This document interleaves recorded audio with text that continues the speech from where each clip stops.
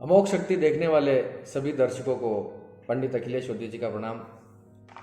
मित्रों, मैंने पिछले वीडियो में ये वादा किया था कि मैं ग्रहण काल में मंत्र क्यों जपना चाहिए, कोई ईश्वर का नाम प्रभु स्मरण क्यों करना चाहिए, मैं इस पर एक वीडियो बनाऊंगा।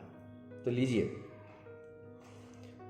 वीडियो को लंबा नहीं करेंगे, सीधे हम विषय पर आ जाते हैं। ग्रहण काल के दौरान मंत्र क्यों जपना चाहिए, मैं इसकी ऐसी व्याख्या आपके सामने रखना चाहता हूं जो आपने पहले कभी सुनी नहीं होगी। देखिए, ग्रहण काल में क्या होता है। ग्रहण काल के आरंभ से लेकर अंत तक पूरे ग्रहण काल के दौरान क्या स्थितियां होती हैं।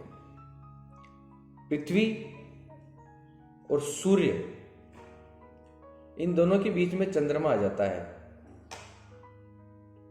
चंद्रमा आ जाता है तो धीरे धीरे चंद्रमा अपनी गति से निकलता है और सूर्य को ढकता हुआ ढकता हुआ ढकता हुआ ढकता हुआ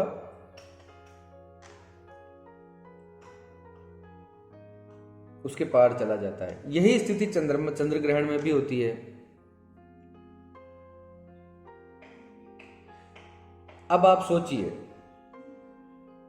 चंद्रमा की कलाएं किस प्रकार काम करती हैं। चंद्रमा की कलाएं यानी किस प्रकार काम करती हैं। एक महीना का वक्त लगता है उसमें, चंद्र ग्रहण चंद्रमा की कलाओं को पूरा होने में। प्रतिपदा से, यानी एकम जिसको बोलते हैं हम, प्रथमा या एकम या प्रतिपदा, प्रतिपदा से अमावस्या, अमावस्या से फिर पूर्णिमा, या दक्षिण भारत में प्रतिपदा से पूर्णिमा और पूर्णिमा से अमावस्या, इस तरह से। यानी चंद्रमा की कलाएं घटती जाती हैं, घटती जाती हैं, घटती जाती हैं, घटती जाती हैं, घटती जाती हैं, और अमावस्या तक चंद्रमा पूरा गायब हो जाता है, अदृश्य हो जाता है। अमावस्या की रात चंद्रमा नहीं निकलता, ठीक बात। फिर उसके अगले दिन प्रतिपदा से चंद्रमा की कलाएं फिर बढ़ना शुरू होती हैं। प्रतिपदा, द्वितीया, तृतीया, चतुर्थी, पंचमी, षष्ठी, सप्तमी, अष्टमी, नवमी, दशमी, इस तरह से पूरी होते हुए अंत में चंद्रमा फिर वापस बड़ा होने लगता है, बड़ा होने लगता है, और पूरा चंद्रमा पूर्णिमा के दिन हमें दिखाई देता है। यही होता है एक महीने के अंदर। चंद्रमा इसी प्रकार अपनी कलाएं घटाता और बढ़ाता है, फिर उसके बाद बढ़ाने से लेके फिर वापस घटाता है। यही क्रम चलता है एक महीने के अंदर। पहले घटना, फिर पूरा बड़ा हो जाना, ये पूरा एक महीने के अंदर। अब आप समझिए, हमारे गुरुजनों ने, हमारे ऋषि मुनियों ने, हमारे शास्त्रों में क्या लिखा है कि ग्रहण काल में मंत्र जपने का अर्थ, ग्रहण काल में मंत्र जपने से उस मंत्र का सामान्य दिनों की तुलना में करोड़ गुना या अनंत गुना या उससे कहीं अधिक फल मिलता है। ठीक बात। ग्रहण काल में किसी भी प्रकार की साधना, सिद्धि, अनुष्ठान, पुरस्चरण, मंत्र जप, इसके लिए ग्रहण काल को सर्वश्रेष्ठ क्यों बताया गया है। उसमें यही कहा गया है ना कि अनंत फल, अधिक फल आम दिनों से ज्यादा उसमें मिलेगा। क्यों? अब आप सोचिए, अब मैं आपको समझाता हूं। आप एक महीने का जप कीजिए, एक महीने का जाप आप कर रहे हैं, उसमें आपको कितना टाइम लगेगा? 30 दिन लगेंगे पूरे। एक महीने का जाप आपको करना है तो निश्चित रूप से 30 दिन तो आपको लगाने पड़ेंगे उसमें। एक माला अगर आपने जाप किया, यानी 108 बार एक मंत्र को जपा, अगले दिन फिर 108 बार जपेंगे, फिर उसके अगले दिन, तो एक महीना आप जप लेंगे पूरा।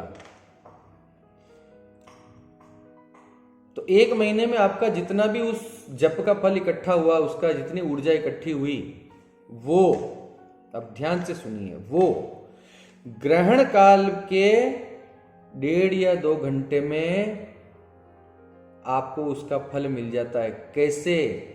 क्योंकि ग्रहण में भी तो यही होता है कि चंद्रमा की अवस्था छोटी होती है, छोटी होती है, छोटी होती है, उसकी कलाएं घटती जाती हैं। उस 1.5 घंटे के अंदर वो पूरे महीने की कलाओं के चक्र को वो 1.5 घंटे के ग्रहण काल में हम देख सकते हैं।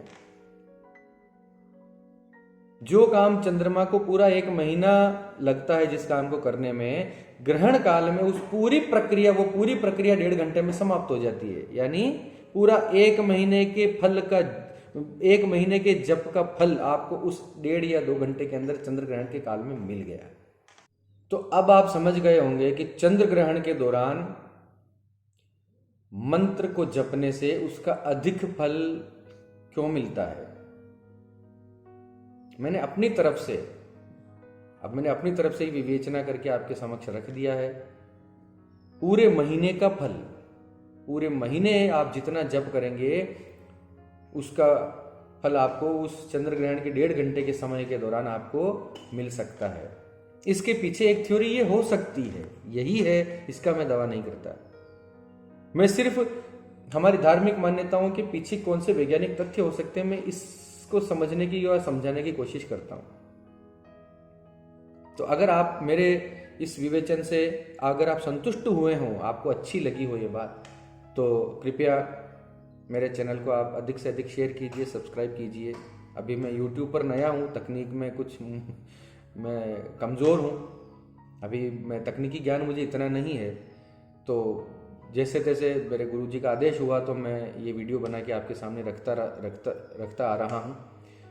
तो आपके सहयोग की आवश्यकता है, मार्गदर्शन की आवश्यकता है। कोई भी किसी भी प्रकार की ज्योतिष, वास्तु, सामुद्रिक शास्त्र, पूजा पद्धति, अध्यात्म, धर्म, दर्शन, पूजा पाठ, हमारी सनातन संस्कृति, इसके संबंध में किसी भी प्रकार का आपके मन में प्रश्न हो, किसी भी प्रकार की आपके मन में शंका हो, तो आप हमें वीडियो के नीचे कमेंट कर सकते हैं। मैंने डिस्क्रिप्शन बॉक्स में अपना व्हाट्सएप नंबर दे रखा है, तो उस नंबर पे आप मैसेज कर सकते हैं। कृपया कॉल ना करें, इतना समय नहीं होता।